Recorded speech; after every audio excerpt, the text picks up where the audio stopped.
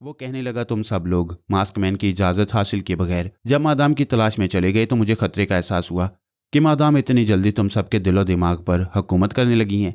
अगर यही सूरत हाल रही तो वो मास्कमैन से भी बर्तरी हासिल कर लेंगी। वीरा ने पूछा, ऐसा सोचते वक्त तुम्हें इस बात का डर नहीं था कि मादाम तुम्हारी दोगली सोच को पढ़ रही होंगी? हाँ, मुझे फ़ौरन ही ख्याल आया था कि मादाम मेरे दिमाग में मौजूद होंगी। मैंने मुआफ़ी मांगने के लिए उन्हें मुखातिब किया, सोच के ज़रिए उन्हें पुकारा, मगर कोई जवाब न मिला। तब मैंने सोचा कि मादाम उस वक्त ताबूत में कैद हैं, वहाँ से निकलने की जद्दोजहद में मसरूफ़ होंगी, इसलिए फ़िलहाल मेरी सोच नहीं पड़ेंगी। वीरा ने मेरी हदायत के मुताबिक कहा, मादाम तुम्हारी दोगली सोच पढ़कर मोहतात हो गई थी, इसीलिए खामोशी से तुम्हारे दिमाग में मौजूद थी। अब आगे कहो। उसने कहा, मैंने कंप्यूटर के जरिए मास्कमैन से रब्ता कायम किया। मास्कमैन ने मेरे ख्यालात सुनकर मुझे डांट कर कहा, ज़्यूरिच, तुम मादाम सोनिया की शान में गुस्ताखी कर रही हो। फ़ौरन मादाम से रब्ता कायम करके उनसे मुआफ़ी मांगो। ये मैं तुम्हारी इत्तला के लिए कह दूँ कि मादाम सोनिया बिलाशुबा मुझसे बरतर हैं। मैंने मास्कमैन से कहा, जनाब आली, मादाम सोनिया से रब्ता कायम करने का सवाल ही पैदा नहीं होता। वो ताबूत से बाहर निकलने की जद्दोजहद में मसरूफ़ हैं। आप इत्मीनान रखें, वो मेरी सोच नहीं पढ़ रही हैं। तब मास्कमैन ने मुझे हुक्म दिया कि मैं आयरन कैप पहनकर सोच के ज़रिए गुफ्तगू करूँ। मैंने हुक्म की तामील की। आयरन कैप पहनकर रब्ता कायम करते ही मास्कमैन ने कहा, यह मशीन बहुत हसास है, सोच की हल्की सी लहर को भी स्क्रीन के ग्राफ पर नक्श कर लेती है। अब मुझे यकीन हो गया है कि सोनिया यहाँ मौजूद नहीं। आइंदा सोनिया को गाफिल समझकर उसके खिलाफ कोई बात न कहना, वरना यह बेहतरीन मोहरा हाथ से निकल जाएगा। लेकिन जनाब, वो जो बर्तरी हासिल कर रही है तो क्या ये हमारे लिए नुकसानदेह नहीं है? जवाब मिला नहीं। शतरंज का एक मामूली मोहरा आगे बढ़कर दुश्मन के शह को मात देता है तो ये हमारे लिए फ़ायदे की बात है, वरना तुम ये देख चुके हो कि सोनिया भी इस लिहाज से एक मामूली औरत है कि निगोरा जैसी औरत के साथ ही उसे गफलत में नुकसान पहुंचा चुकी हैं। जब सोनिया हमारे लिए मुसीबत बनेगी तो किसी न किसी दिन गफलत में हमारे हाथों मारी जाएगी। ज़्यूरिच का बयान सुनकर थोड़ी देर के लिए सब पर सख्ता तारी हो गया। ऐसे वक्त में मैं एक एक के दिमाग में पहुंचकर कहने लगा, मास्कमैन सिर्फ अपनी गर्ज का बंदा है। जब वो सोनिया जैसी हस्ती के मुतल्लिक ऐसा सोच सकता है तो हम किस गिनती में हैं? वो जब चाहेगा अपने मुफाद के मुताबिक हमें मार डालेगा। ये मास्कमैन सांप से ज़्यादा जहरीला और शैतान से ज़्यादा मक्कार है। रफ्ता रफ्ता मास्कमैन के खिलाफ हर मर्द और हर औरत का दिमाग पक रहा था। अपनी सलामती किसी अजीज़ नहीं होती और वहाँ सभी ये समझ चुके थे कि वो रेड पावर की तंजीम में महफूज नहीं। ज़्यूरिच ने तमाम लोगों की खामोशी से परेशान होकर पूछा, तुम लोग इस तरह खामोश क्यों हो? क्या सोच रहे हो? मिस्टर बैंकॉक ने कहा, मैं सोच रहा हूँ कि मैं मादाम सोनिया के मुकाबला में एक ज़र्रा हूँ। जब मादाम को गफलत में मारने का मंसूबा बनाया जा सकता है तो मैं किस शुमार में हूँ? मैं अपनी जवानी इस तंजीम में रहकर क्यों बर्बाद कर रहा हूँ? यहाँ हमारी सलामती की कोई ज़मानत नहीं। एक मादाम ने उसकी तायद की। दूसरे बॉस ने कहा, मैं भी यही सोच रहा हूँ। जब हमें वफादार बनकर ही रहना है तो फिर क्यों ना हम मादाम सोनिया से वफादारी करें। वीरा ने कहा, बेशक हम मादाम के लिए जिएंगे और मादाम के लिए मरेंगे। मैं अभी सबके सामने मास्कमैन के खिलाफ बगावत का ऐलान करती हूँ। मैंने सोनिया बनकर कहा, शाबाश वीरा, मैं तुम्हारी हिफाजत करूंगी। वीरा के बाद दूसरे भी बगावत का ऐलान करने लगे। मैंने बारी बारी हर एक से दिमागी राब्ता कायम करते हुए यकीन दिलाया, मैं सोनिया हर हाल में तुम्हारे साथ हूँ। जब बगावत का ऐलान कर चुके हो तो अब ज़्यूरिच को ज़ुबान खोलने का मौका ना दो। इमारत के बाहर मुसल्ला पहरेदारों को भी अपने एतमाद में लो। जो दोस्त ना बन सके उन्हें हमेशा के लिए मिटा दो। बगावत के शोले भड़क गए। ज़्यूरिच ने वहाँ बाहर की तरफ जाना चाहा, लेकिन चिंपैंजी ने उसे बगल में दाब लिया। चिंपैंजी हाथी जैसे डीलोल का आदमी था। ज़्यूरिच उसकी बगल में गाय के बछड़े की तरह नजर आ रहा था। सबने यही समझा कि चिंपैंजी ने उसे बाहर जाने से रोकने के लिए बगल में दबा रखा है, लेकिन जब उसने बगल से ज़्यूरिच को आज़ाद किया तो वो बेजान होकर फर्श पर गिर पड़ा। मिस्टर बैंकॉक को अपनी जिस्मानी कुव्वत पर बड़ा नाज था, लेकिन जब उसने ये तमाशा देखा तो हैरानी से उसका मुंह खुला रह गया। ज़्यूरिच के फैले हुए दीदे बता रहे थे कि वो इस दुनिया से कूच कर चुका है। बहुत से लोगों ने यह मंजर नहीं देखा क्योंकि वो बगावत के मिशन में मसरूफ़ हो गए थे। कुछ लोगों ने मुवासलाती निज़ाम यानी टेलीफोन ट्रांसमीटर और कंप्यूटर मशीन वगैरह पर कब्जा कर लिया। कुछ लोग इमारत के अंदर रहने वाले मुसल्ला गार्ड्स को अपने एतमाद में ले रहे थे या फिर उन्हें ठिकाने लगा रहे थे। बमुश्किल आध घंटे में वो इमारत मास्कमैन के वफादारों से खाली हो गई। अब वहाँ सिर्फ सोनिया के वफादार थे। मैंने कहा, वीरा, तुम थोड़ी देर के लिए तमाम लोगों को बड़े हॉल में कॉल करो। मैं तुम्हारी ज़ुबान से एक पैगाम देना चाहती हूँ। वीरा ने इस हुक्म की तामील की। जब तमाम लोग हॉल में जमा हो गए तो वीरा मेरी हदायत के मुताबिक कहने लगी, मेरी बहनों और दोस्तों, मैं तुम्हारी सोनिया हूँ और वीरा की ज़ुबान से तुम्हें मुखातिब कर रही हूँ। तुम लोगों ने मेरी हमायत में जिस बगावत का आगाज़ किया उसका अंजाम अब यही होगा कि हम अपनी एक अलहदा तंजीम बनाएंगे। Hip hip hurrah. सब लोग खुशी से नाचने लगे। वीरा ने कहा, ज़रा खामोशी से सुनो। हम शैतानी तंजीमों के खिलाफ एक अमन महाज कायम करेंगे और हमारी इस तंजीम का नाम पीस फ्रंट होगा।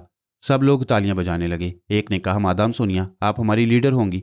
दूसरे ने कहा, हम कौम, मुल्क और मजहब का इम्तियाज किए बगैर आपके वफादार रहेंगे और वफादारी के मुआहदा पर अपने लहू से दस्तखत करेंगे। वीरा ने कहा, मुआहदे वहाँ किए जाते हैं जहाँ किसी के दिमाग में छुपी हुई साजिशों का इल्म नहीं होता। मैं तुम सबके दिमागी मुआहदों को पढ़ चुकी हूँ, मुझे तुम सब पर फख्र है। अब तुम लोग ये बताओ कि मैं तुम्हें इस्तांबुल में बुलाऊं तो वहाँ तुम सब किस तरह बखैरियत पहुँचोगे।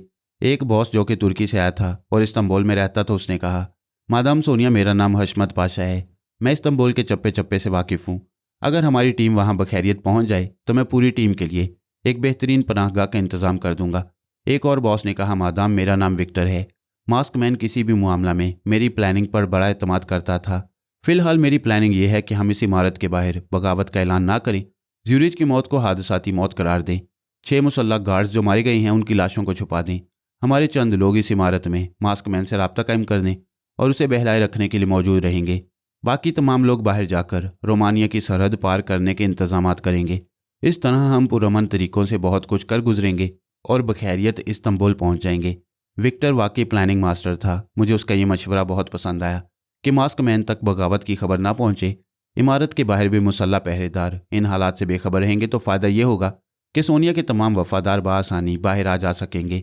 मैंने वीरा की ज़ुबान से उसके मंसूबा की तायद करते हुए कहा, मैं तुम लोगों से दरख्वास्त करती हूँ कि रोमानिया की सरहद से बाहर निकलने तक विक्टर के अहकामात की तामील करते रहो। तुर्की पहुंचकर हशमत पाशा तुम्हारा लीडर बन जाएगा। मैं इस्तांबुल में तुम लोगों से मुलाकात करूंगी। उस वक्त तक के लिए खुदा हाफिज। इतना कहकर मैं वीरा के दिमाग में खामोश हो गया ताकि वो सब अपने तौर पर वहां से फरार होने के मंसूबे पर अमल करें। मैंने चिंपैंजी के दिमाग में झांक कर देखा। ये सोचकर उसका मुंह लटका हुआ था कि उसकी मम्मी की रूह ने दूसरों से रब्ता कायम किया मगर बेटे से बात नहीं की। दरअसल मैं ये भूल गया था कि बूढ़े जगपाल की तरह चिंपैंजी भी रूहानी राब्ते को मानता है।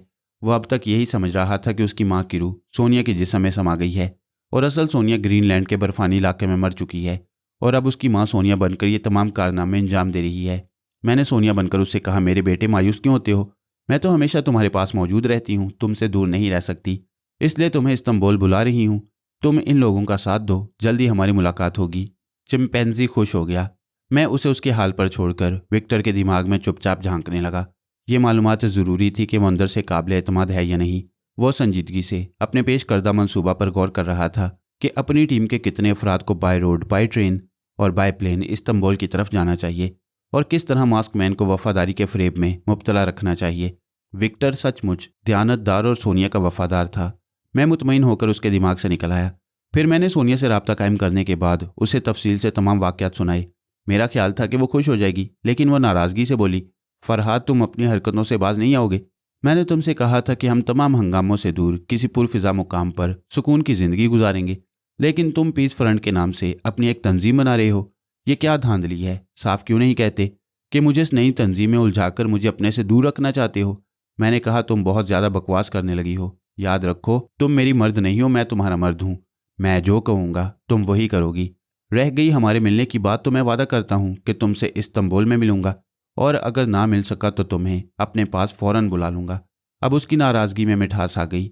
वो महबूबाना अंदाज में रूठ कर बोली, नहीं, तुम अब भी मुझे बहला रही हो।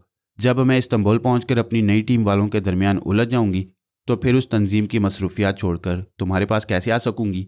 यह ज़रूरी नहीं है कि तुम नई टीम वालों के साथ शाना बशाना रहो। तुम उन्हें यह तसल्ली दे सकती हो कि उनसे दूर रहकर भी ख्याल ख्वानी के ज़रिए करीब रहोगी। अब भी वो यही समझ रही हैं कि तुम उनसे बहुत दूर हो, इसके बावजूद हर एक के दिमाग में मौजूद रहती हो। खुदा तुम्हारी खोपड़ी से बचाए, कैसे कैसे चक्कर चलाते रहते हो। मैं तो हार गई तुमसे, अब जो कहोगे वही करूँगी। शाबाश, अच्छी औरतें इसी तरह अपने मर्दों का कहा मानती हैं। अच्छा, खुदा हाफिज। अरे कहाँ जा रहे हो? सुनो तो सही। लेकिन मैं उसके दिमाग से निकल आया। फिर मैंने आंखें खोल दी। मेयून मेरे बाजू से लगी सो रही थी। मैंने हिसाब लगाया कि वो कितनी देर से सो रही है। हम सुबह 7 बजे इस मकान में पहुंचे थे। इसकी बूढ़ी मालका को खरीदारी के लिए कुछ रकम देकर रवाना करने के बाद तकरीबन वो 9 बजे तक सो गई। 4 घंटे बाद यानी 1 बजे वो बेदार हुई। इस दौरान मैंने 3 घंटे की नींद ली। बहरहाल हम 1 बजे से 2 बजे तक जागते रहे। इसके बाद मैंने दोबारा सो जाने की एक्टिंग की तो वो भी मेरे पास आकर सो गई।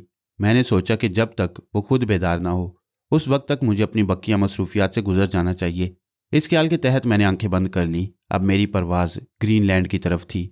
डॉक्टर डॉन स्मिथ वहाँ की खुफिया ज़मीन 2 अड्डे का साइंसदान भी था और वहाँ काम करने वाली टीम का लीडर भी। मैं उसकी सोच को बहुत पहले ही पढ़ चुका था। अब मैंने उसकी सोच को पढ़ा तो पता चला कि वो ख्वाब आवर गोलियां खाकर सोने के लिए बिस्तर पर जा रहा है। उस वक्त उसे अपनी बीवी याद आ रही थी जो न्यूयॉर्क में थी। वो सोच रहा था सिर्फ 2 हफ्ते रह गए हैं। 25 दिसंबर को एटमी धमाका होते ही मैं छुट्टी लेकर अपनी प्रीति से मिलने जाऊंगा। ये बुढ़ापा, ये सर्दी, मेरी बुढ़िया बहुत याद आ रही है। इडियट, वक्त नहीं गुजर रहा। इडियट उसका तकिया कलाम था, मैंने उसकी सोच में कहा। इस दुनिया के हजारों बूढ़े और जवान अपनी अपनी मोहब्बतों से मिलने के ख्वाब देख रहे होंगे। क्या एटम के तकरीबी तजुर्बात से ये ख्वाब मर नहीं जाएंगे? इडियट, ये मैं क्या सोच रहा हूँ? दूसरों की मोहब्बतें मरती हैं तो मरती रहें। ये दुनिया वाले मोहब्बतें करती हैं और आबादी बढ़ाती हैं। यहाँ सिर्फ हम जैसे ज़हीन लोगों को जिंदा रहना चाहिए। हमारे ये एटमी तजुर्बा ही बढ़ती हुई आबादी को ख़त्म करेगा और दुनिया की दूसरी बड़ी ताकतों पर हमें बढ़तरी हासिल होगी। मैंने कहा, इडियट, गोलियां खाने के बाद भी मुझे नींद नहीं आ रही। मुझे 2 गोलियां और खा लेना चाहिए। उसने लेटे ही लेटे पलंग के किनारे एक बटन को दबाया। दवाओं का एक छोटा सा रैक दीवार की जानिब से घूमता हुआ उसके सामने आ गया। उसने रैक पर से एक शीशी उठाई, फिर उसमें से 2 गोलियां निकालकर खाते वक्त प्रीति की याद में गुम रहा। जब उसने पानी के चंद घूंट हलक से उतारे तो मैंने उसकी सोच में हैरानी से कहा, इडियट, ये मुझे क्या हो गया है? गोलियां नहीं खाई, सिर्फ पानी पी लिया। उसकी सोच ने कहा, नहीं, मैंने गोलियां खाने के बाद पानी पिया है। वो ऊँगने लगा, लेकिन मैंने उसे सोने का मौका नहीं दिया। मैंने कहा, सोने से पहले टारगेट लाइन को चेक कर लेना चाहिए। मैंने असरार किया। प्रीति की याद ने मुझे अपसेट कर दिया है। अक्सर सोच में गुम हो जाने के बाद याद नहीं रहता कि हम सोच के दौरान क्या करते रही हैं। बहरहाल मैंने गोलियां नहीं खाई हैं। उसने हार मानकर 2 गोलियां और खा लीं, यानी मैंने 4 खिलाईं। उससे पहले वो 2 खा चुका था। इस तरह 6 गोलियां जल्द ही उसके एसाब को मुतासिर करने लगीं। उसने सोचा, चेक करना कोई ज़रूरी नहीं, अब मैं सो जाऊंगा। मैंने फिर असरार किया, अगर मैं सो गया और टारगेट लाइन में कोई खराबी पैदा हो गई तो मिशन नाकाम हो जाएगा। फिर मैं प्रीति से नहीं मिल सकूंगा। प्रीति मेरी जान, मैं तुम्हारे पास आ रहा हूँ। डॉन स्मिथ ने दोनों हाथ आगे बढ़ा दिए, जैसे प्रीति सामने हो और वो उसे आगोश में लेने के लिए बढ़ता जा रहा हो। ऊँगते हुए दिमाग को हैंडल करना बहुत आसान होता है। मैंने कहा, प्रीति ऐसे नहीं मिलेगी। सोने के बाद ख्वाब में आएगी और सोने से पहले टारगेट लाइन को चेक कर लेना चाहिए। वो कैबिन का दरवाज़ा खोलकर एक कॉरिडोर में आया। वहाँ से एक लिफ्ट में पहुँचा, फिर लिफ्ट के जरिए नीचे जाने लगा, यानी बर्फ़ से ढकी हुई ज़मीन के नीचे उन लोगों के कैबिन बने हुए थे। फिर उन कैबिनों के फर्श के नीचे दूर कहीं बड़ा सा तहखाना था। तहखाना में मुसल्लह गार्ड्स मुस्ताद नजर आ रहे थे। डॉक्टर डॉन स्मिथ ऊँगते हुए दिमाग की रहनुमाई में जहाँ जहाँ से गुजर रहा था, मुसल्लह गार्ड्स वहाँ उसे सलूट कर रहे थे। ऑपरेशन हॉल के दरवाजे पर एक असिस्टेंट ने उसे सलाम करते हुए क्लिप बोर्ड उसकी जानिब बढ़ा दिया। सर बाहर बदस्तूर 70 मील फी घंटा की रफ्तार से हवाएं चल रही हैं। बर्फ़ की सतह 48 इंच है। यहाँ ऑपरेशन हॉल की हरारत में कुछ और इजाफा करना होगा, वरना टारगेट लाइन पर बर्फ़ जमने लगेगी। इडियट, पूछते क्या हो, इजाफा कर दो। ये कहकर वो टारगेट लाइन को देखने लगा। भारी मशीनों की गिड़गिड़ाहट सुनाई दे रही थी। मैं डॉक्टर डॉन स्मिथ की सोच को पढ़ रहा था और उसके ऊँगते हुए दिमाग को अपनी मुट्ठी में लेकर उसकी सोच पर अमल करा रहा था। फिर वही हुआ जो मैं चाहता था। वो सोचने के दौरान कितने ही बटनों को ऑन करने और मुतलका हैंडल को घुमाने लगा। ऐसे ही वक्त जब वो रॉकेट नुमा बम अपनी जगह छोड़कर बुलंदी की तरफ उठ रहा था और तहखाना की छत खुलती जा रही थी कि उसका असिस्टेंट वहां पहुंचा। उसने चीखकर कहा, डॉक्टर, ये आप क्या कर रही हैं? ये कहते ही वो टारगेट लाइन की तरफ भागता हुआ आया, लेकिन डॉन स्मिथ ने उसके मुंह पर कराटे का एक चॉप रसीद किया। डॉक्टर भला कराटे क्या जानता, वो तो मैं उसके दिमाग में बैठा हुआ था, इसलिए वो मेरे ही दाव पेच इस्तेमाल कर रहा था। असिस्टेंट जवान और ताकतवर था, डॉक्टर बूढ़ा और कमज़ोर। जवान का एक करारा हाथ उसे ज़मीन बोझ कर सकता था, मगर वो बूढ़ा मेरी दिमागी फुर्ती के जरिया उसके हमलों से बच रहा था और उसे टारगेट लाइन की तरफ जाने का मौका नहीं दे रहा था। बस इतना ही लड़ाई झगड़ा काफ़ी था। उस वक्त तक रॉकेट नुमा बम खुली हुई छत से गुजर चुका था। वो क्वीन आइलैंड्स के टारगेट पर नहीं था। डॉक्टर ने मेरी हदायत के मुताबिक 90 डिग्री का टारगेट रखा था। 90 डिग्री का मतलब ये था कि वो बम सीधा आसमान की तरफ एक मखसूस बुलंदी तक जाता, फिर वहां से पलटकर अपनी जगह वापस आकर गिर जाता। असिस्टेंट के होश उड़ गए। अब बचाव का कोई रास्ता नहीं था। फिर भी उसने दरवाजे के पास पहुंचकर खतरे के सायरन को ऑन कर दिया। देखते ही देखते उस जमीन दोज़ अड्डे में जिंदगी का आखिरी हंगामा बरपा हो गया। लोग उस तहखाने से निकलकर भाग रहे थे। मौत का वो खेल उन्होंने दूसरों के लिए शुरू किया था और अब खुद ही इस इबरतनाक अंजाम से भाग रहे थे। लेकिन वो कितनी दूर भाग कर जा सकते थे? इंसान जितनी भी दूर जाए, मौत उससे पहले वहां पहुंच जाती है। मैंने भागने वालों के जहन से एक ज़बरदस्त धमाके की आवाज़ सुनी। इसके बाद सन्नाटा छा गया। वहाँ कैसी तबाही मच रही होगी, इसका अंदाज़ा मैं नहीं कर सकता, क्योंकि वहाँ तमाम इंसानी दिमाग एक ही धमाका के बाद हमेशा के लिए खामोश हो गए।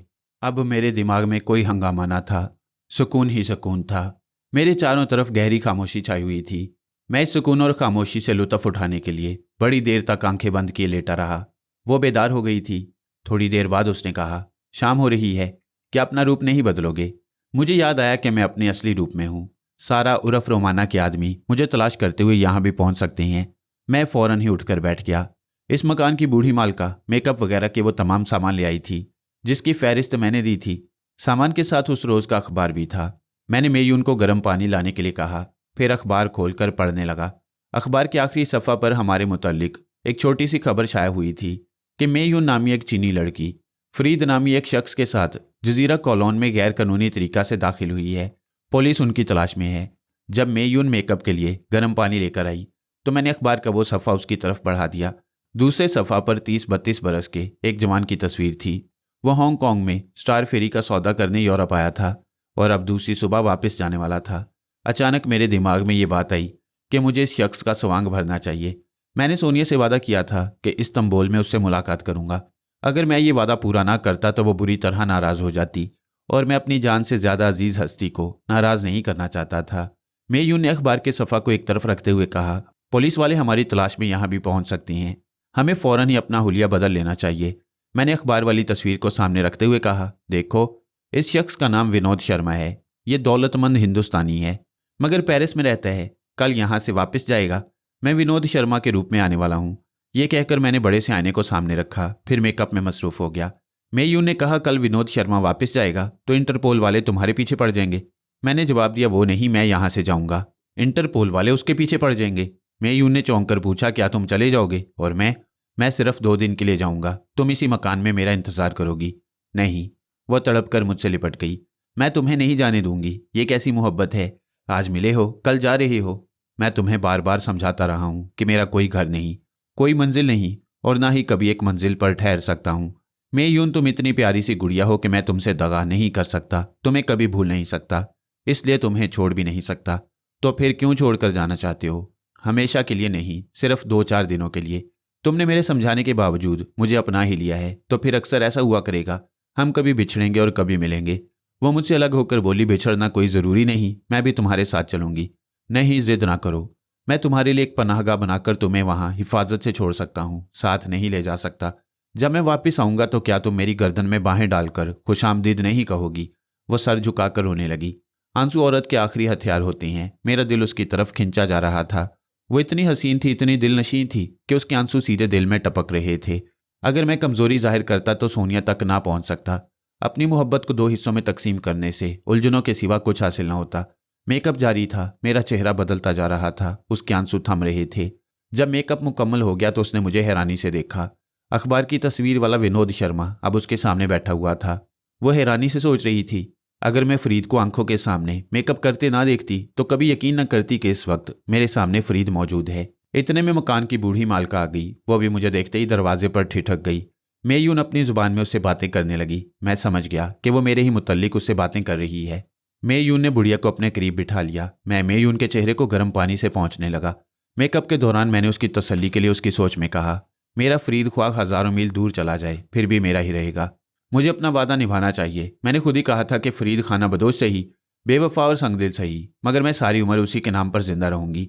वो इस सोच से कायल हो रही थी। फिर अचानक ही सोचने लगी, अजीब बात है, मैं कभी कभी अंग्रेजी जुबान में क्यों सोचने लगती हूँ। ये अंग्रेजी जुबान हमारे प्यार के इजहार का जरिया बन गई है। शायद इसीलिए मैं बेख्तियार इस जुबान में सोचने लगती हूँ। वो मुतमईन हो गई और अपने दिल को सब्र की तलकीन करने लगी कि उसे फरीद की आर्जी जुदाई को बर्दाश्त कर लेना चाहिए। अंधेरा छाने से पहले मेकअप मुकम्मल हो गया। मेयून अब अपने चेहरे को हैरानी से आईने में देख रही थी, क्योंकि आईने में उसके सामने कोई अजनबी चीनी दोशीज़ा बैठी हुई थी। मकान की बूढ़ी मालका का भी यही हाल था। वो मुझे और मेयून को देख देख कर अपनी जुबान में बुड़बुड़ा रही थी। वो कमरे से चली गई। रात के 3 बजे मैं रुखसत होने लगा तो वो मुझे रुखसत करने के लिए दरवाजे तक चलकर ना आ सकी। आंसू भरी आंखों से इल्तिजा करती रही कि मैं जल्द वापस आ जाऊं। मैंने वादा किया, उसे अलविदाई प्यार किया, फिर कमरे से बाहर आ गया। वो बुढ़िया मुझे इस इलाका से बाहर छोड़ने के लिए मेरे साथ हो गई।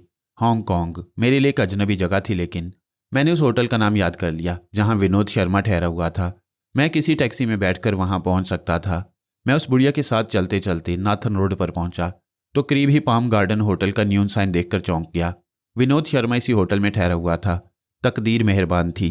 मैंने बुढ़िया को रुखसत करने से पहले इशारों की जुबान में पूछा, क्या तुमने हमारे पुराने कपड़े फेंक दिए हैं? वो मेरा मुंह तकने लगी।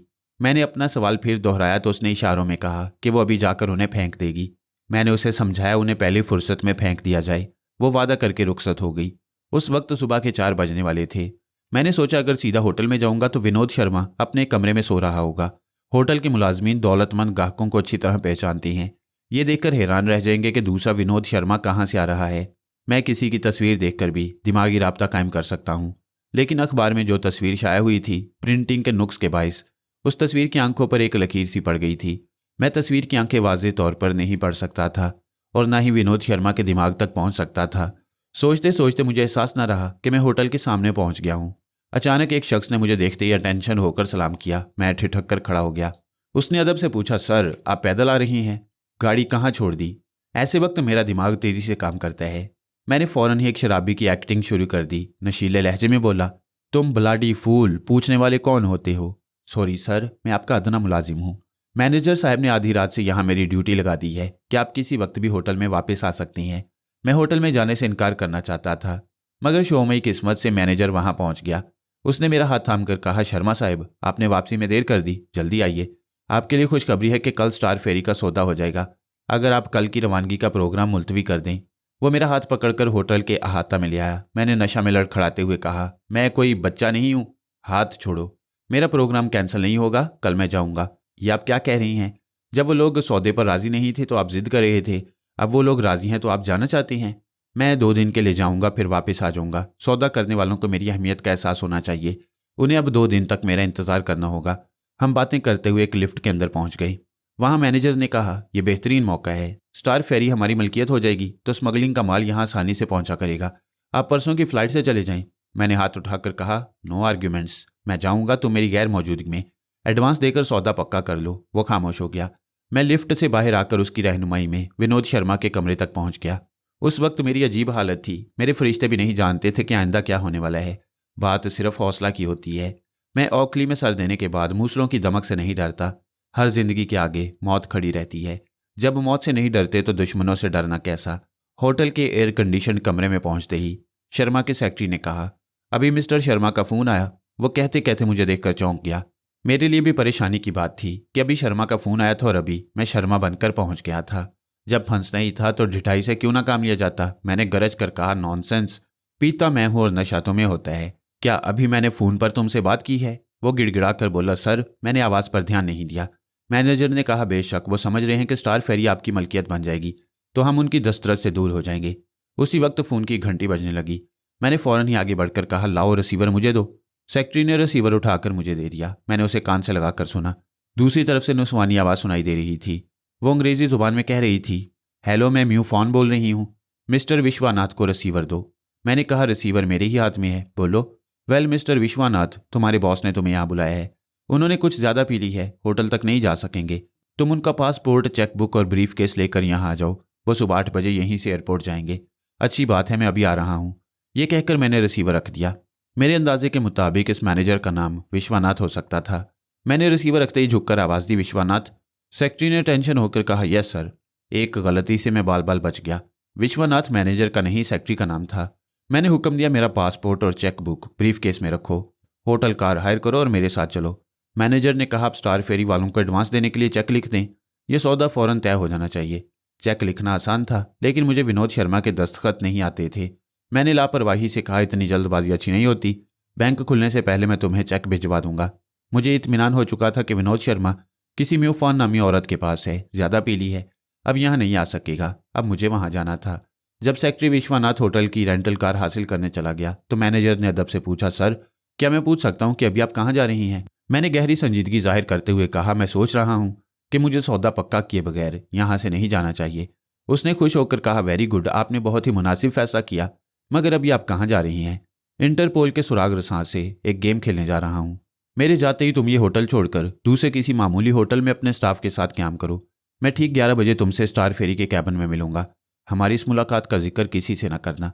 ये कहकर मैं कमरे से निकल गया। लिफ्ट में दाखिल होकर नीचे जाते वक्त मैंने मेरे फ़ोन के दिमाग में झांक कर देखा। वो एक बेड पर झुकी हुई थी। कह रही थी, शर्मा मैं कहती हूँ लेमन स्क्वाश पी लो, नशा उतर जाएगा। वो नशा में हाथ लहराते हुए बोला, नो नीड ऑफ लेमन, मैं अभी खला में प्रवास कर रहा हूँ, बड़ा मज़ा आ रहा है मेरी जान। आओ तुम भी मेरे साथ प्रवास करो। इतनी देर में मैं विनोद शर्मा के दिमाग तक पहुंच गया, लेकिन अभी उसके दिमाग को खरीदने का मौका नहीं था। मैं लिफ्ट से निकलकर होटल के पोर्च में आया। सेक्रेटरी ने मेरे लिए कार का पिछला दरवाजा खोल दिया, फिर खुद स्टीयरिंग सीट पर चला गया। पिछली सीट पर विनोद शर्मा का ब्रीफकेस रखा हुआ था। सेक्रेटरी ने कहा, सर कहाँ चलना है? मैंने कहा, कहीं भी चलते रहो, मैं यहाँ तन्हाई में कुछ सोचना चाहता हूँ। कार स्टार्ट हो गई। मैं फिर विनोद शर्मा के पास पहुंच गया। म्यू फोन उसे कह रही थी, मैं कहती हूँ स्टार फेरी का सौदा करने की बजाय मिस्टर वार्ड से बात करो। उसे जहाज रानी का 30 साल तजुर्बा है। वह पुर्तगाली और बरतानवी बहरी पुलिस से निमटना जानता है। विनोद शर्मा नशा में मदहोश था, मगर बेहोश नहीं था। वो सोचने लगा, $5 करोड़ में स्टार फेरी और उसका पोर्ट हाथ आ जाएगा। और मिस्टर वार्ड का दावा है कि यू माई फेरी के स्पाई उसकी मुट्ठी में है। रोमाना जहाज खरीद लूँ तो मेरे लिए स्मगलिंग के रास्ते हमवार हो जाएंगे। रोमाना जहाज का नाम सुनकर मैं चौंक गया। मुझे याद आया कि समुद्री उकाब के जहाज के स्केपर को मिस्टर वार्ड कहकर मुखातिब किया जाता था। क्या सारा उर्फ रोमाना अपने बाप समुद्री उकाब की मौत के बाद उस जहाज को फरोख्त कर रही थी? तब अचानक ही मुझे अपनी संगदिली का एहसास हुआ। ठीक है कि सारा गलत फहमी की बिना पर मुझसे बदजन हो गई, लेकिन अब मुझे खोकर पछता रही थी। मेरी जुदाई और बाप की मौत का सदमा बर्दाश्त कर रही थी। मैंने फौरन ही उसके दिमाग की तरफ छलांग लगाई। वो आंखें बंद किए एक ईजी चेयर पर बैठी हुई थी। पूरा एक दिन उसके बाप की तजहीज़ व तकफीन के सिलसिले में गुजर गया। फिर पिछली शाम से अभी सुबह तक वो मेरी तलाश में जागती रही थी। अचानक ही फ़ोन की घंटी बजने लगी। उसने हड़बड़ाकर आंखें खोल दी। फौरन ही रिसीवर उठाकर बोली, क्या पता चल गया? दूसरी तरफ से स्केपर की आवाज़ सुनाई दी, लेडी सारा, मैं वार्ड बोल रहा हूँ। सारा ने चीख कर कहा, मैं समझा चुकी हूँ कि मुझे लेडी सारा ना कहो, मैं सिर्फ रोमाना हूँ। ये कहते कहते उसकी आवाज़ भर आ गई। सॉरी रोमाना, मैं भूल गया था कि तुम सारा नाम को माजी में दफन कर देना चाहती हो। वो एक सर्द आ भर कर बोली, हाँ, फरीद ने पप्पा से इसी बात पर झगड़ा किया था कि वो मुजरिमों का साथ नहीं देगा। उसकी जुदाई ने मुझे समझा दिया है, वो अपनी ज़ुबान का धनी है। अब वो मिलेगा तो मैं उसे खुशखबरी सुनाऊंगी कि मैंने जहाज़ फरोख्त कर दिया है, स्मगलिंग का धंधा ख़त्म कर दिया है। अब सारा नहीं, सिर्फ तुम्हारी रोमाना तुम्हारे लिए जिंदा है। ऐसा कहते वक्त दिल में जुदाई की एक ठीस उठी, एक दर्द जागा और उसकी आंखें भीग गईं। स्केपर वार्ड कह रहा था, बेटी, म्यू फोन ने मुझे यकीन दिला दिया है कि जहाज़ का सौदा आज ही हो जाएगा। मैंने जहाज़ और 10 मोटरबोट की कीमत 2 करोड़ 30 लाख बताई है। वो विनोद शर्मा से बात करने दूसरे कमरे में गई है। बात पक्की होते ही मैं तुम्हें फ़ोन करूंगा। सारा ने बेदिली से रिसीवर को रख दिया। मुझे वो रोमाना के रूप में अच्छी लगती थी। अब जबकि वो सारा के नाम को मिटा रही थी तो मैं भी उसे रोमाना ही कहूँगा। जब मैं विनोद शर्मा के पास पहुंचा तो उस वक्त तक वो म्यू फोन की शबाबी अदाओं में बहकर उसकी बात मान चुका था। यानी वो रोमाना जहाज़ खरीदने का फैसला कर चुका था। म्यू फोन ने खुश होकर कहा, मैं जानती थी कि तुम मेरे फैसले को मान जाओगे। मैंने होटल फ़ोन करके तुम्हारी चेकबुक, पासपोर्ट और ब्रीफकेस यहाँ मंगवा लिया है। तुम्हारा सेक्रेटरी अब आता ही होगा। विनोद शर्मा ने कहा, अच्छा मैं समझ गया, तुम चाहती हो कि मेरे मैनेजर वगैरह को इस नए सौदे का इल्म ना हो।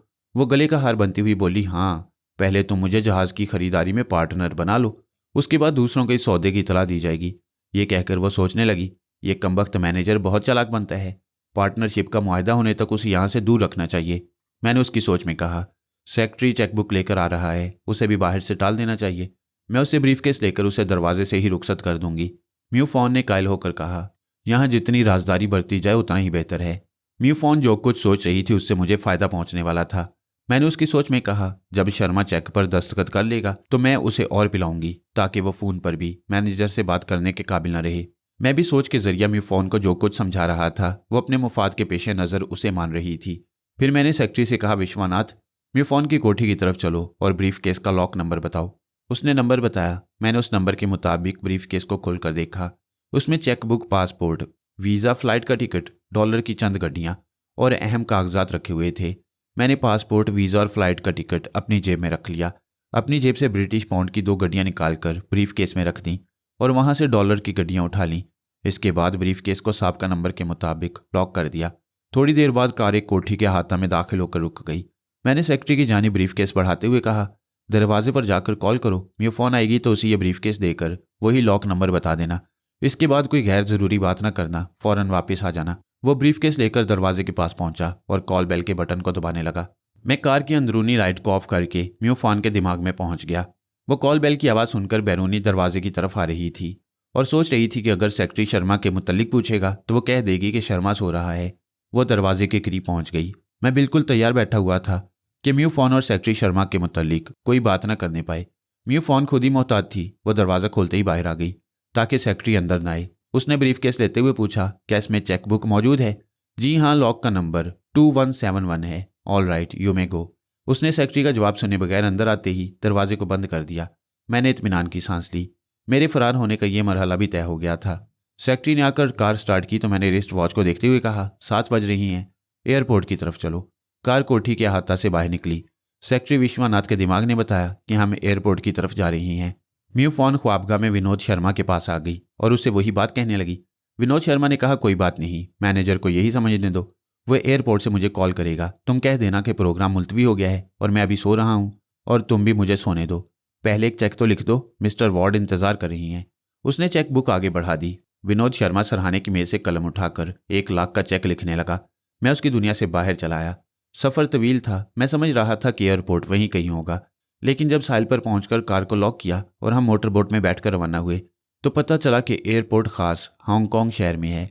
मैंने विश्वनाथ से कहा, मैं तुम्हारे काम से बहुत खुश हूँ। सेक्रेटरी का फर्ज है कि अपने बॉस की हर बात को सीक्रेट रखे।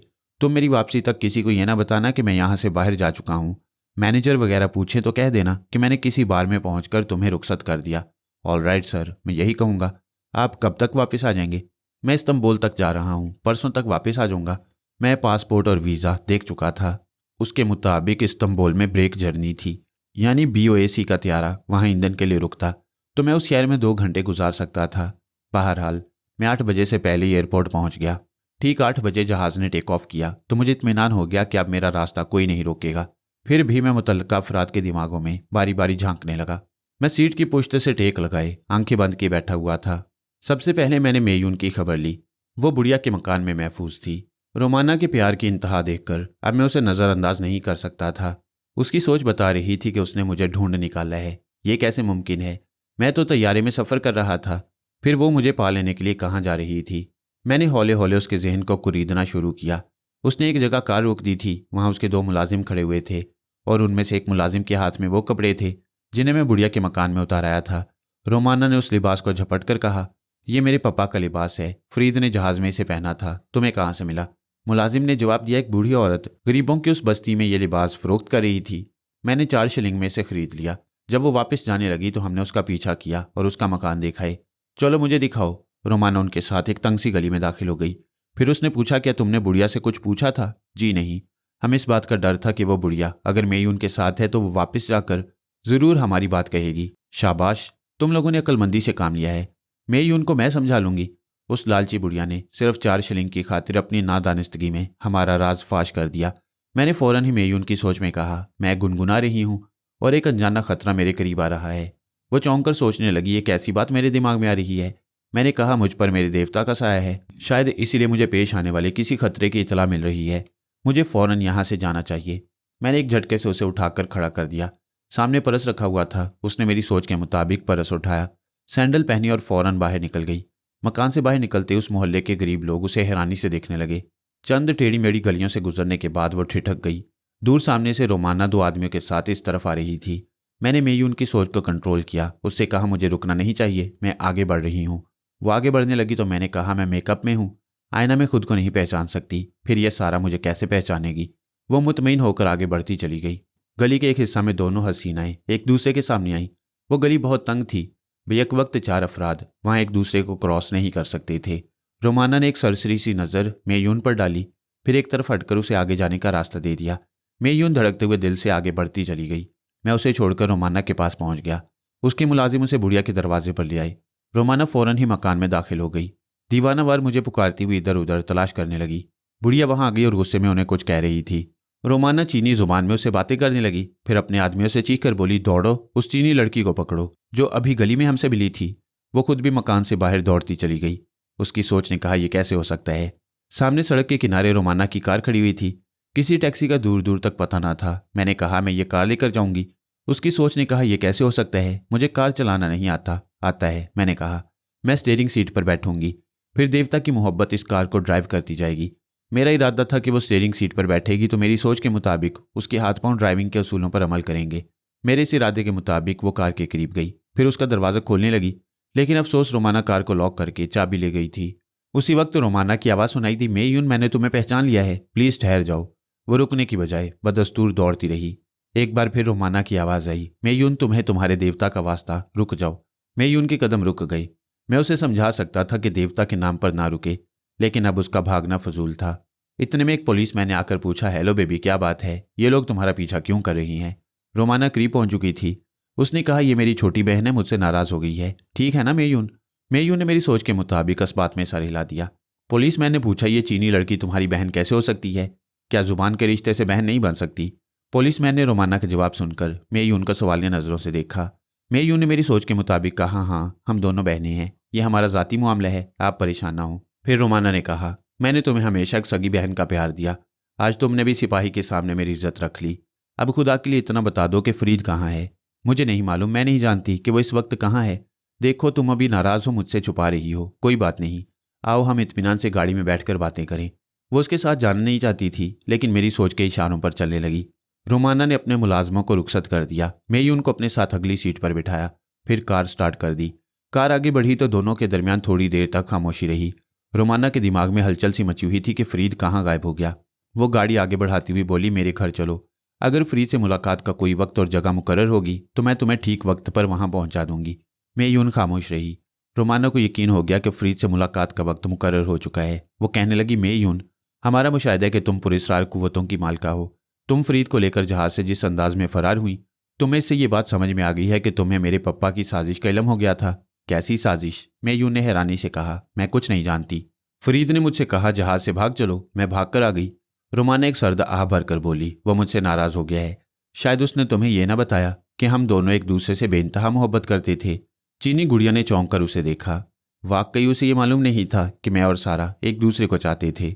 उसने रोमाना से सवाल किया, जब तुम जानती हो कि वो शादी नहीं करेगा तो फिर उसे मोहब्बत क्यों कर रही हो? वहां सर्द आहों का मुकाबला हो रहा था। वो बोली, दिल से मजबूर होकर औरत पत्थर से भी दिल लगा लेती है। तुम अपने दिल की मजबूरियों को समझते हुए मेरे दिल की धड़कनों को समझ सकती हो। मुझसे ऐसी बात ना करो। मैं नहीं चाहती कि मेरे देवता के लिए किसी दूसरी लड़की का भी दिल धड़कता रहे। एक देवता को सारी दुनिया पूजती है। तुम्हारे ना चाहने से दूसरे अपनी पूजा नहीं भूल सकते। मैं तुमसे बहस नहीं कर सकती।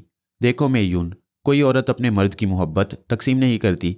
अगर तुम्हारी जगह कोई दूसरी लड़की होती तो मैं अपने फरीद को पाने के लिए उस लड़की को कत्ल कर देती। तुम भी ये ना सोचो कि मैं तुम्हारी पुरस्कार कुव्वतों से खौफजदा हूँ। नहीं, मैं उसकी मोहब्बत में मरना जानती हूँ, डरना नहीं जानती। उसने एक खूबसूरत से कॉटेज के अहाता में गाड़ी रोक दी, फिर बोली, मैं तुम्हारी पुरस्कार कुव्वतों से डरती नहीं हूँ, तुमसे सचमुच मोहब्बत करती हूँ। यकीन ना हो तो अपनी इन कुव्वतों को आजमाओ। वो दोनों गाड़ी से उतरकर कॉटेज के अंदर जाने लगी। रोमाना मुलाजिम को नाश्ता लाने का हुक्म दे रही थी। मेयून सोच रही थी, ये मैं कहाँ आकर फंस गई हूँ। किस हरजाई से दिल लगाया है, पता नहीं मुझे क्या हो गया है। उसके बगैर एक एक पल क़यामत की तरह गुजर रहा है। वो मौजूद नहीं है मगर उसकी मोहब्बत मुझे मार रही है। अगर सारा उसे जीत लेगी तो मैं मर जाऊंगी। मैंने मेयून की सोच में कहा, मैं ये सोचकर परेशान हो रही हूँ कि सारा मेरे फरीद को जीत लेगी। मुझे ये भी सोचना चाहिए कि मैंने फरीद को जीत कर सारा के दिल को किस कदर सदमा पहुंचाया है। ये तो इसका हौसला है कि मुझे फिर भी बहन कह रही है। उस वक्त वो एक सोफा पर बैठी हुई थी। उसने सर उठाकर रोमाना को देखा। उसी वक्त नाश्ते की ट्रे आ गई। रोमाना ने कहा, कुछ खा लो, मुझे भूख नहीं है। मेयून, जब से तुम फरीद को छीन कर ले गई हो मेरी भी भूख मर गई है। मैं कल से बाप की मौत का सदमा और फरीद की जुदाई का दुख बर्दाश्त कर रही हूँ। मेयून ने पूछा कि मिस्टर रोजू ब्रांडू का इंतकाल हो गया है? हाँ, मैं कल रात से जाग रही हूँ, अपने जहाज को फरोख्त कर रही हूँ। बोलो, एक औरत अपनी मोहब्बत में और क्या कर सकती है? एक जान बाकी है, वो भी फरीद के लिए रख छोड़ी है। मेयून का दिल ये सोचकर डूबने लगा कि सारा उससे भी ज्यादा फरीद के लिए कुर्बानियां दे रही है। ये सोचने के दौरान रोमाना उसके पास आकर बैठ गई। एक सैंडविच उठाकर उसे अपने हाथ से खिलाने लगी। मेयून ने पहले तो इनकार किया, फिर सैंडविच का थोड़ा सा हिस्सा दांतों से काट कर खाने लगी। मेयून पर घबराहट तारी हो गई कि कहीं वो मुझे छोड़कर हमेशा के लिए तो नहीं चला गया। वो घबरा कर बोली, नहीं, वो फिर आएगा, जरूर वापस आएगा। कब वापस आएगा? 2 दिन के बाद, उससे मुझसे वादा किया है, वो जरूर आएगा। वो सचमुच रोने लगी। रोमाना उसे चूमकर उसके आंसू पहुंचती हुई बोली, मैं तुम्हारी बहन हूँ, राजदार सहेली हूँ। खूब बोलो और अपने दिल का बोझ हल्का करो। बोलो, वो कहाँ गया है? मुझे नहीं मालूम। मैं देवता से बहस नहीं करती, उसकी हर बात पर सर झुका लेती हूँ। बस इतना जानती हूँ कि 2 दिन के लिए हांगकांग से बाहर गया है। हांगकांग से बाहर? रोमाना ने ताज्जुब से पूछा, मगर कैसे? क्या उसके पास पासपोर्ट वगैरह था? उसके पास नहीं था। आज के अखबार में एक आदमी की तस्वीर देखकर उसने उसी आदमी का मेकअप किया, फिर मेरे चेहरे को बदल दिया। मुझे समझाया कि उसकी वापसी तक मैं उसी बुढ़िया के मकान में उसका इंतजार करूं। रोमाना फौरन ही उठकर दूसरे कमरे में गई। फिर वहां से एक अखबार उठाकर लाती हुई बोली, जरा ये अखबार देखकर बताओ कि वो कौन सी तस्वीर है। बात अब खुलने वाली थी। मैं ये सोचकर खामोश रहा कि रोमाना को भी इत्मीनान हो जाए कि मैं बैरूनी ममालिक की तरफ परवाज कर रहा हूँ।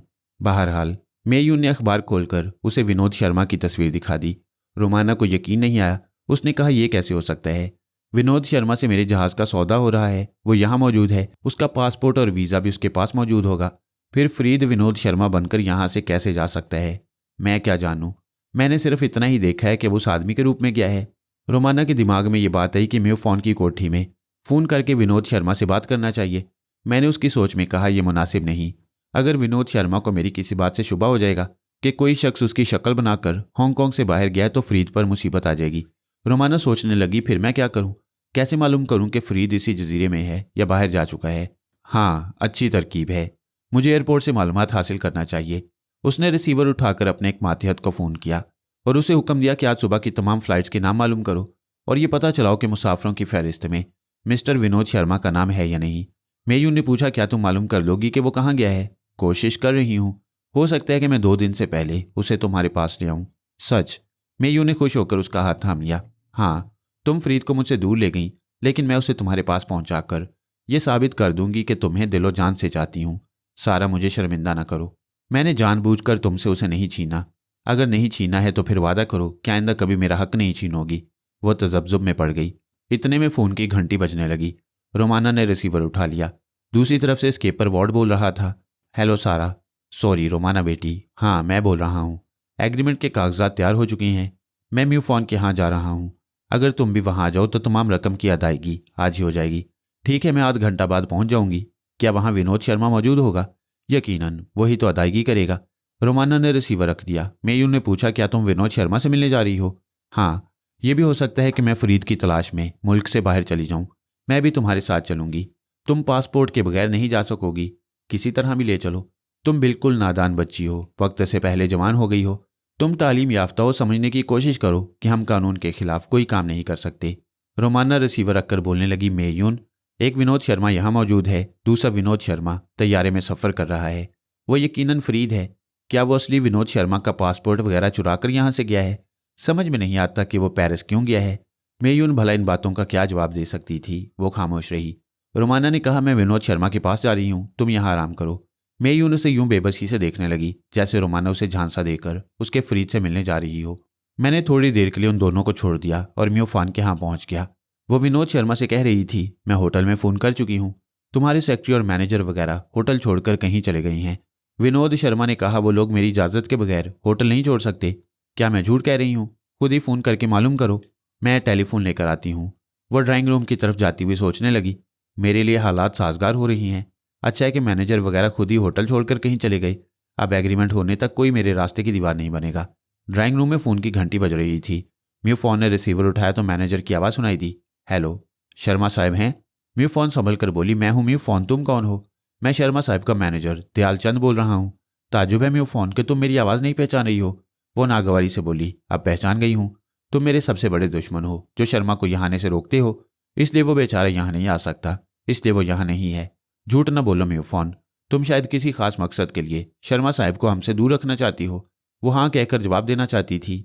मैंने उसकी सोच में कहा, वो मुझसे सच उगलवाना चाहता है। मैं इसे झूठ कहूँगी कि वो यहाँ से यूरोप की तरफ परवाज कर चुका है। शर्मा सुबह की फ़्लाइट से जा चुका है। यकीन ना हो तो फ़्लाइट के मुसाफिरों की लिस्ट चेक कर लो। ये कहकर उसने रिसीवर रख दिया। बाद में सोचने लगी कि मैनेजर दयाल चंद ज़रूर एयरपोर्ट जाकर मालूमात हासिल करेगा। मैंने उसकी सोच में कहा, बला से मालूम करे। उस वक्त तक मेरी पार्टनरशिप का मुआहदा हो चुका होगा। वो मुतमईन होकर मुस्कुराने लगी। इसके बाद मैंने रोमाना की सोच को छू लिया। वो एक कमरे में एक मेज़ के पास खड़ी हुई अपने मातियत से कह रही थी, अभी मैंने फ़ोन किया था, एयर फ्रांस के त्यारे में मुझे एक सीट मिल सकती है। तुम ये अटैची लेकर जाओ और मेरे नाम पेरिस के लिए सीट रिजर्व करवा लो। मैं 4 बजे से पहले एयरपोर्ट पहुंच जाऊंगी। उसका मुलाजिम अटैची लेकर चला गया। रोमाना मेयून के पास आ गई। वो मेयून के साथ कॉटेज से बाहर आई, फिर कार में बैठकर म्यूफोन की रिहाइशगाह की तरफ रवाना हो गई। मैंने उसकी सोच में कहा, मैं ख्वामखा पेरिस जा रही हूँ। अगर फरीद वहाँ ना मिला तो मायूसी और थकन के सिवा कुछ हाथ ना आएगा। रोमाना ने ऐसी मायूस करने वाली सोच को जहन से झटक दिया। मेयून, वो हमारे तुम्हारे मन मंदिर का देवता है, लेकिन इंसान है, इसलिए बहरूप बदलता है और दुश्मनों को फरेब देता है। मैं अपने देवता को समझ ना सकी कि आखिर वो क्या है। रोमाना एक सरदा भरकर सोचने लगी, काश कि वो मेरी समझ में भी आ जाता। मुझे मेयून को बहला फुसला कर यहाँ रोकना चाहिए। ये सोचकर उसने कहा, इसलिए मैं कहती हूँ कि वो दुश्मनों को धोखा देने के लिए इस जजीरे में छुपा हुआ है, या ज़्यादा से ज़्यादा हांगकांग में है। किसी वक्त भी मौका पाकर तुमसे मिलने के लिए उस बूढ़ी के मकान में जरूर जाएगा। मैं यूं चौंक कर उसका मुंह देखने और सोचने लगी, सारा ठीक कहती है। देवता ने मुझे समझाया था कि मैं उसी बूढ़ी औरत के मकान में रहूंगी। अगर वो यहीं कहीं रूपोश है तो यकीनन मेरे लिए वो इस मकान में आएगा, जरूर आएगा। मेरी मोहब्बत उसे खींच कर लाएगी। वो बेचैन होकर बोली, मैं जाऊंगी। कहाँ जाओगी? उस बूढ़ी औरत के मकान में। वो किसी वक्त भी आ सकता है। तुम्हारी बात दिल को लग रही है। रोमाना ने सड़क के किनारे गाड़ी को रोकते हुए कहा, मेयून, तुमने वो चीनी कहावत तो सुनी होगी कि ढूंढना और बात है, ढूंढ निकालना और बात है। पता नहीं हम दोनों में से कौन उसे पा सकेगा। एक वादा करो कि हम में से जिसे भी वो मिलेगा हम खुदगर्ज बनकर उसे अपनी जात तक महदूद नहीं करेंगे। मेयून ने सोचा, अगर सारा उसे ढूंढ निकालेगी तो मुझे उससे जरूर मिलाएगी, बशर्ते कि मैं भी अपने वादा पर कायम रहूं। ये सोचकर उसने वादा किया। फिर कार से उतरकर फुटपाथ पर जाने लगी। रोमाना ने गाड़ी आगे बढ़ाकर इत्मीनान की सांस ली। 10 मिनट के बाद उसकी कार म्यूफॉन की कोठी के सामने पहुंच गई। कार का मखसूस हॉर्न सुनकर स्केपर वार्ड आ गया। उसने गाड़ी से बाहर आकर पूछा, क्या विनोद शर्मा मौजूद है? हाँ बेटी, तुम्हारा इंतजार हो रहा है, अंदर आ जाओ। वो दोनों ड्राइंग रूम में आए।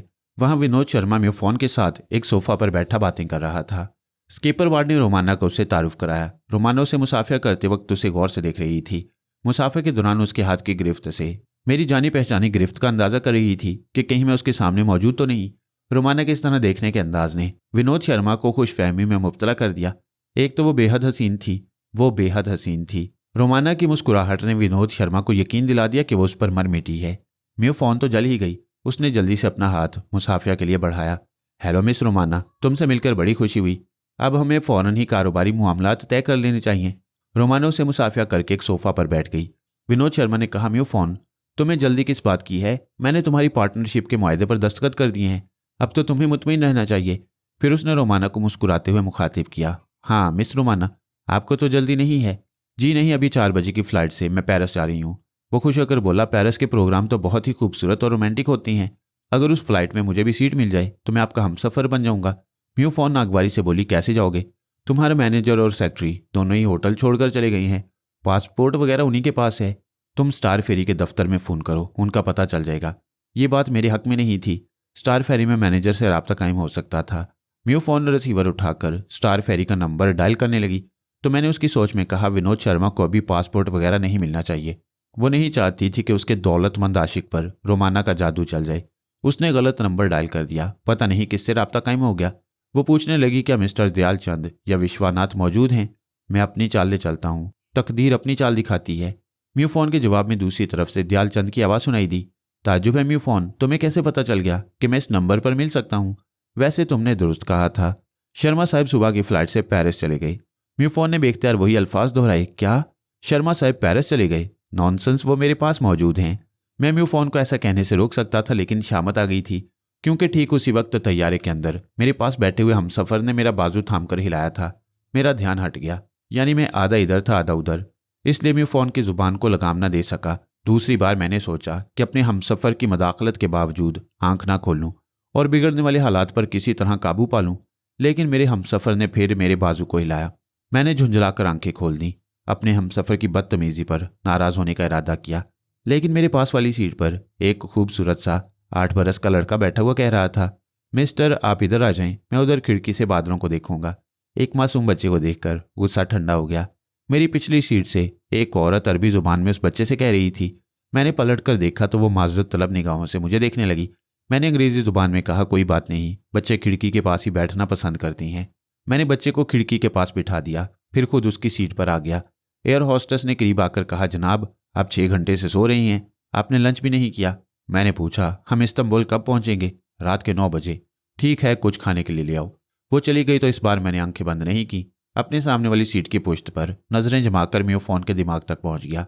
म्यूफॉन के करीब खड़ा हुआ विनोद शर्मा फोन पर चीख रहा था, तुम सब नाकारा हो, मेरी इजाजत के बगैर होटल छोड़ दिया और मुझे इल्जाम देते हो कि मैंने तुम्हें होटल छोड़ने का हुक्म दिया। क्या तुम लोगों का दिमाग खराब हो गया है? जवाब में दयालचंद बताने लगा कि विनोद शर्मा किस तरह शराब के नशे में होटल आया और ब्रीफ केस में चेकबुक और पासपोर्ट लेकर सेक्रेटरी विश्वनाथ के साथ चला गया। विश्वनाथ से मुलाकात नहीं हुई। म्यूफॉन ने फोन पर दयालचंद को बताया कि विनोद शर्मा पेरिस चला गया है। विनोद शर्मा रिसीवर कान से लगाए सुन रहा था और म्यूफॉन को घूर कर देख रहा था। फिर उसने रिसीवर को एक झटके से क्रैडल पर रखकर कहा, म्यूफॉन तुमने बिजनेस पार्टनर बनने के लिए बड़ी गहरी चाल चली है। अब सच सच बता दो कि अपने किस आदमी को विनोद शर्मा बनाकर तुमने मेरे आदमी को धोखा दिया है। शर्मा, तुम गलत समझ रहे हो। मैं तो कल रात से तुम्हारे साथ हूँ। मैं अपने किसी आदमी को नकली विनोद शर्मा कैसे बना सकती थी? फिर तुम्हें यह कैसे मालूम हुआ कि एक विनोद शर्मा मेरे पासपोर्ट के जरिए यहाँ से जा चुका है? ये तो मैंने दयाल चंद को यहाँ से दूर रखने के लिए झूठ कहा था। ये झूठ नहीं, सच है। एक विनोद शर्मा मेरा पासपोर्ट लेकर यहाँ से जा चुका है। बेवकूफ़ औरत, मैं एक केबल के जरिए उस फ्रॉड आदमी को पेरिस के एयरपोर्ट पर गिरफ्तार करा दूंगा। तुम मेरे सामने मासूम सूरत बनाकर इस हकीकत से इनकार नहीं कर सकती कि तुमने मेरे आदमी को मुझसे दूर रखने के लिए एक नकली शर्मा के जरिए बहुत से काम निकालने हैं। तुम हर मरहला पर झूठ बोलती रही और मुझे बेवकूफ़ बनाती रही। क्या यही है हमारे पार्टनरशिप का मुआहदा? उसने मुआहदे के कागजात को सेंटर टेबल पर से उठाकर फाड़ दिया, उसके पुर्जे पुर्जे कर दिए। म्यू फोन उसे रोकने के लिए आई तो उसने उसे धक्का दे दिया। वो लड़खड़ा कर पीछे गई, फिर वहां से दौड़ती हुई दूसरे कमरे की तरफ जाने लगी। मैंने दिमागी तौर पर उसका पीछा नहीं किया। अभी मैं विनोद शर्मा को इस बात से रोकना चाहता था कि वो मेरे खिलाफ पेरिस के एयरपोर्ट तक खबर ना पहुंचाए। अगरचे मैं पेरिस से पहले इस्तांबुल में उतरने वाला था, लेकिन वहां भी खतरा था। वहां भी यह खबर पहुंच सकती थी कि कोई शख्स विनोद शर्मा के बहरूप में सफर कर रहा है। असल विनोद शर्मा को ऐसे इकदामात से रोकने के लिए मैं रोमाना से काम ले सकता था। मैंने रोमाना की सोच पढ़ी। इस वक्त वो खुद तेजी से ये सोच रही थी कि विनोद शर्मा को अब फांसना चाहिए ताकि वो फरीद के खिलाफ कोई कदम ना उठा सके। वो अपनी जगह से उठकर बोली, मिस्टर शर्मा, ये बात मैंने समझ ली है कि आप म्यू फोन के जाल में फंस गए हैं। बेहतर है कि आप मेरे कॉटेज में चलें। विनोद शर्मा ने कहा, तुम बहुत अच्छी हो, चलो हम पहले एयरपोर्ट जाएंगे। उस बहरूपिये के खिलाफ रिपोर्ट दर्ज कराना होगी। रोमाना एक अदाए नाज से चलती हुई उसके करीब आई, फिर उसके बाजू को थामकर जज्बाती अंदाज में बोली, ऐसी जल्दी भी क्या है? वो बहरूपिया 12 घंटे से पहले पेरिस नहीं पहुंचेगा और मेरा साथ तो सिर्फ 3 घंटे का होगा। वो खुश होकर बोला, ये मेरी खुशकिस्मती है कि तुम मेरे साथ 3 घंटे गुजारोगी। ठीक है, मैं तुम्हें सी ऑफ करने एयरपोर्ट तक जाऊंगा तो उस बहरूपिये से भी समझ लूंगा। उसने सेंटर टेबल पर से एक चेक और पे ऑर्डर उठाकर रोमाना को देते हुए कहा, यह सौदे की रकम है। अगर हमारी दोस्ती कायम रही तो तुम्हें मुझसे बहुत फायदे पहुंचेंगे। रोमाना ने शुक्रिया अदा करते हुए फरोख्त के पक्के कागजात पर दस्तखत कर दिए। फिर वो वहां से जाने के लिए दरवाजे की जानिब बढ़ने लगे। उसी वक्त दरवाजा खुला, वो दोनों रुक गए। दरवाजे पर एक सेहतमंद चीनी हाथ में पिस्तौल लिए खड़ा था और पीछे हाथ बढ़ाकर दरवाजे को बंद कर रहा था। ड्राइंग रूम के दूसरे दरवाजे से म्यू फोन की आवाज आई, शर्मा, मैं बाजी हारना नहीं जानती। अगर तुम अपनी सलामती चाहते हो तो। ऐसे मौका पर रोमाना चूकना नहीं जानती थी। उसने म्यू फोन की बकवास से फायदा उठाकर अपने परस को चीनी गुंडे के हाथ पर मारा। पिस्तौल पर गिरफ्त मजबूर थी, ट्रैगर पर उंगली चल गई, लेकिन पर्स की जद में आने के बायस निशाना खता हो गया। दूसरे फायर की नौबत नहीं आई। चीनी के पेट पर एक ठोकर लगी, वो दोहरा हो गया। दूसरी ठोकर से पिस्तौल फर्श पर पहुंच गया। किसी को पिस्तौल उठाने का होश ना था, क्योंकि म्यू फोन और विनोद शर्मा हैरानी से रोमाना की फुर्ती और उसके लड़ने के अंदाज को देख रहे थे। चंद ही सेकंड में लड़ाई का फैसला हो गया। रोमाना ने जूडो का एक हाथ आजमाकर उस चीनी को म्यू फोन के कदमों में पहुंचा दिया। फिर पिस्तौल उठाकर बोली, come on mister Sharma, mu phone के लिए इतना सबक काफी है। वो दोनों स्केपर वार्ड के साथ बाहर आए, फिर वहां से कार में बैठकर रवाना हो गए। विनोद शर्मा अगली सीट पर रोमाना के साथ बैठा हुआ उसे हैरानी से देख रहा था। उसने कहा, तुम तो कमाल की फाइटर हो, क्या मेरी दोस्त बनना पसंद करोगी? मैं दोस्त हूं, इसीलिए आप मेरे साथ नजर आ रहे हैं। ये मेरी खुशकिस्मती है। मैं भी खतरात से खेलता रहता हूं, इंटरपोल वालों से ठनी रहती है। अगर तुम मेरा साथ दो तो। मैं मुजरिमों का साथ नहीं देती। तुम मुझे पसंद आ गए हो, इसलिए तुम्हारे साथ थोड़ा वक्त गुजारना चाहती हूँ। मैं विनोद शर्मा का जवाब ना सुन सका, क्योंकि तैयारे में एयर होस्टेस मेरे लिए लंच ले आई थी। मैं खाने में मसरूफ हो गया। मुझे इत्मीनान था कि रोमाना अब आसानी से विनोद शर्मा को हैंडल कर लेगी। मैंने पास बैठे हुए बच्चे के सामने एक स्वीट डिश बढ़ाते हुए कहा, वी आर फ्रेंड। बच्चे ने स्वीट डिश लेकर कहा, you friend, I friend, thank you. मैंने पलट कर देखा। पिछली सीट पर बैठी हुई औरत ममता भरे अंदाज में मुस्कुरा रही थी। ये मेरे लिए बेहतर था कि वो बच्चा भी अच्छी तरह अंग्रेजी नहीं बोल सकता था, वरना मेरी ख्यालख्वानी के दौरान डिस्टर्ब करता रहता। खाने के बाद मैंने कॉफ़ी पीने के दौरान रोमाना की सोच से राब्ता कायम किया। विनोद शर्मा इस वक्त रोमाना के बिस्तर पर लेटा हुआ था, मगर इस तरह कि उसके हाथ पांव बंधे हुए थे। रोमाना बिस्तर के पास खड़ी हुई कह रही थी, शर्मा, तुम्हें मेरे बिस्तर पर आने की ख्वाहिश थी, सो मैंने तुम्हें यहाँ पहुँचा दिया। तुम मेरी वापसी तक यहीं नज़रबंद रहोगे। मेरे आदमी तुम्हारी निगरानी करते रहेंगे, फिर मैं वापस आकर तुम्हें आज़ाद कर दूंगी। विनोद शर्मा ने बेबसी से कहा, तुम्हारी दुश्मनी की वजह मेरी समझ में यही आती है कि तुम उस बहरूपिये की साथी हो। वो अभी पेरिस गया है, तुम भी पेरिस जाना चाहती हो। मैं अब भी तुम्हें दोस्त बनकर समझाता हूँ कि मेरी गुमशुदगी से मेरे आदमी परेशान होकर उस बहरूपिये को ज़रूर गिरफ्तार कराएंगे। रोमाना ने कहा, हाँ, ये तो मैंने सोचा ही नहीं कि तुम्हारे आदमी ऐसा भी कर सकते हैं। बहरहाल तुम अभी अपने आदमियों को ऐसा करने से रोकोगे। अगर मैं इनकार कर दूं तो? रोमाना ने अपने एक आदमी को टेलीफोन लाने का हुक्म देते हुए शर्मा से कहा। देखो रोमाना, जहाज तुम खरीद चुके हो।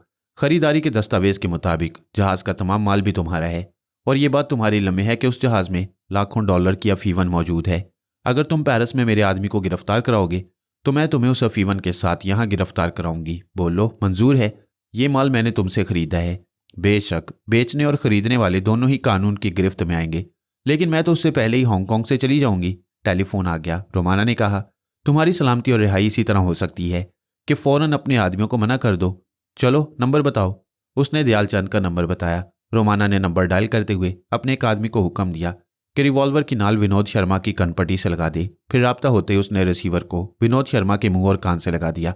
उसने कहा, हेलो दयालचंद, मैं शर्मा बोल रहा हूँ। क्या तुमने उस बहरूपिये के खिलाफ रिपोर्ट की है? जी नहीं, मैं आपके हुक्म का मुंतजिर हूँ। ठीक है, तुम लोग इस सिलसिले में खामोश रहो। मैंने पेरिस एयरपोर्ट तक इत्तला पहुंचा दी है। वो आज रात तक गिरफ्तार कर लिया जाएगा। जनाब, आप इस वक्त कहाँ हैं? वो झुंझलाकर बोला, मुझसे फजूल सवालात ना करो। रोमाना ने रिसीवर को क्रैडल पर पटक कर कहा, शाबाश, अब तुम आराम करो, मैं तुम्हारी रिहाई का वादा करूंगी। ये कहकर वो वहां से जाने लगी। मैंने उसकी सोच से राब्ता खत्म कर दिया, क्योंकि अब वहां के हालात मेरे लिए साजगार थे। बहुत देर बाद मैंने एक सिगरेट सुलगाया, फिर आराम से कश लगाते हुए धुआं छोड़ने लगा। अभी मैं पुरसुकून रहना चाहता था। मैं अपनी जगह से उठकर त्यारे के पिछले हिस्से की तरफ जाने लगा। वहां एक तरफ मुसाफिरों के लिए टॉयलेट और ग्रीन रूम बने हुए थे, दूसरी जानिब स्टीवर्ड और एयर होस्टेस के लिए कैबिन थे। जब मैं वहां पहुंचा तो एक एयर होस्टेस कैबिन का दरवाजा खोलकर बाहर आ रही थी। उसने मुझे देखते ही पूछा, फरमाइए, मैं तुम्हारी साथी से मिलना चाहता हूं। उसने कैबिन में झांककर मेरी मतलूबा एयर होस्टेस को आवाज दी, Rita, here is a passenger looking for you. Rita ने दरवाजे पर आकर मुझे देखा, फिर कहा, अच्छा तुम हो, क्या बात है? मैं तन्हाई में बातें करना चाहता हूँ। दूसरी एयर होस्टेस मुस्कुराती हुई चली गई। रीटा ने कहा, तुम्हें मालूम होना चाहिए कि हम मुसाफिरों से प्राइवेट गुफ्तगू नहीं करते, हमारी शिकायत पहुंच जाती हैं। मैं अंदर आ गया। उसने दरवाजे को बंद करते हुए पूछा, जल्दी बोलो, क्या बात है? मैंने मर मिटने वाले अंदाज में उसे देखते हुए कहा, तुम बहुत हसीन हो। वो हंसती हुई बोली, सभी मुसाफिर ऐसा कहते हैं। वैसे जो औरत तन्हाई में मिल जाए वो हसीन लगती है। अपने मतलब की बात करो। मैं कोट की अंदरूनी जेब से डॉलर की गड्डियां निकालने लगा। वो हैरानी से उन नोटों को देख रही थी। मैंने कहा, यह 20,000 डॉलर हैं। अगर तुम इस्तांबुल के कस्टम वालों से यह रकम बचाकर मुझे वापस कर दोगी तो मैं तुम्हें 5,000 डॉलर दूंगा। रीटा ने तमाम रकम को हजम कर लेने की बात सोच ली। उसने कहा, लेकिन तुम तो पेरिस जा रहे हो। मैंने कहा, क्या यह जहाज ईंधन के लिए इस्तांबुल नहीं रुकेगा? क्या मैं अपने पासपोर्ट के मुताबिक इस्तांबुल के शहर में वक्त नहीं गुजार सकूंगा? हाँ, तुम वहां वक्त गुजार सकते हो, लेकिन तुमने ये कैसे सोच लिया कि मैं तुम्हारे ये काम करूंगी? मैं तुम्हें धोखा भी दे सकती हूँ। मैंने उसकी ठोड़ी को छूकर कहा, मैं दौलत का नहीं हुस्न का पुजारी हूँ। अगर इस्तांबुल में तुम मेरे साथ वक्त गुजारो तो मैं ये तमाम रकम तुम्हें दे दूंगा। उसके चेहरे पर रौनक आई, मगर वो अपनी पारसाई जताती हुई बोली, मैं एक शरीफ खानदान की लड़की हूँ। मैंने आज तक किसी मर्द से दोस्ती नहीं की। मैंने कहा, मैं भी ज़रूरत से ज़्यादा शरीफ हूँ। तुम मेरी ज़िंदगी की पहली हसीना हो। वो ज़रा किसमिसाई। कुछ इस तरह के इनकार भी था और इकरार भी। मैंने जल्द ही उससे अलग होकर वो गड्डियाँ उसके हाथों में रखते हुए कहा, बस समझ लो कि ये रकम तुम्हारी है। हम इस्तांबुल में वक्त गुजारेंगे। वो शर्माने की अदाएं दिखा रही थी। मैं कैबिन से बाहर आ गया। उसकी सोच से गुजरता हुआ अपनी सीट पर आकर बैठ गया। मुझे इतनी फुर्सत नहीं थी कि मैं इस्तांबुल में उसके साथ वक्त ज़ाया करता, लेकिन अपनी रकम की वापसी के लिए एक छोटी सी मुलाकात लाजमी थी और अभी इस मसले पर सोचना ज़रूरी नहीं था। मेरी घड़ी में हांगकांग के वक्त के मुताबिक 4 बज चुके थे। मैंने रोमाना के जहन को पढ़ा तो पता चला कि वो तैयार में अपनी सीट पर बैठी हुई सफ़र का आगाज़ कर रही है। मैंने सोनिया की खबर ली। वो अपना रूप बदलकर तय खाने से निकल गई थी और एक होटल के कमरे में रात होने का इंतजार कर रही थी। रेड पावर का विक्टर, जो अब सोनिया का साथ दे रहा था, उसकी कामयाब प्लानिंग के मुताबिक रेड पावर के तमाम बागी सोनिया के वफादार बनकर वहां से फरार होने में कामयाब हो रहे थे। कामयाबी की एक वजह यह भी थी कि मास्क मैन एटमी धमाका के सिलसिले में उलझ गया था। ये मालूमात मैंने मादाम वीरा की सोच से हासिल की। मादाम वीरा ने मास्क मैन से कंप्यूटर के जरिए बात की थी और उसे यकीन दिलाया था कि सोनिया से राब्ता कायम हो रहा है, लेकिन सोनिया एटमी धमाका के सिलसिले में सुपर मास्टर से निमट रही है, लिहाजा वो दूसरे दिन मास्क मैन से राब्ता कायम करेगी। फ्रैंकफर्ट में मास्टरों का एक बहुत बड़ा इज्तिमा हुआ था, जहां मेरी मौत की दस्तावेजी फिल्म चलाई गई थी और मास्टरों के उसी इज्तिमा में सोनिया को मौत की सज़ा सुनाएगी। वहां मैंने सुपर मास्टर की आवाज़ सुनी थी और उसी वक्त उसके लहजे को अच्छी तरह याद कर लिया, लेकिन उसकी सोच को छेड़ा नहीं था क्योंकि वो भी योगा की मशकें करता था और सांस रोककर अपने दिमाग के दरवाजे बंद कर लेता था। सुपर मास्टर की सोच को ना छेड़ने की एक वजह यह भी थी कि मैं उन लोगों के लिए मर चुका था, इसलिए ख्याल ख्वानी का मुजाहरा नहीं कर सकता था। इस वक्त मैंने सोनिया को भी टेलीपैथी जानने वाली की हैसियत से पेश नहीं किया था, लेकिन अब मैंने सोनिया का लबो लहजा इख्तियार करते हुए अपनी सोच की लहरों को सुपर मास्टर के दिमाग तक पहुंचाया।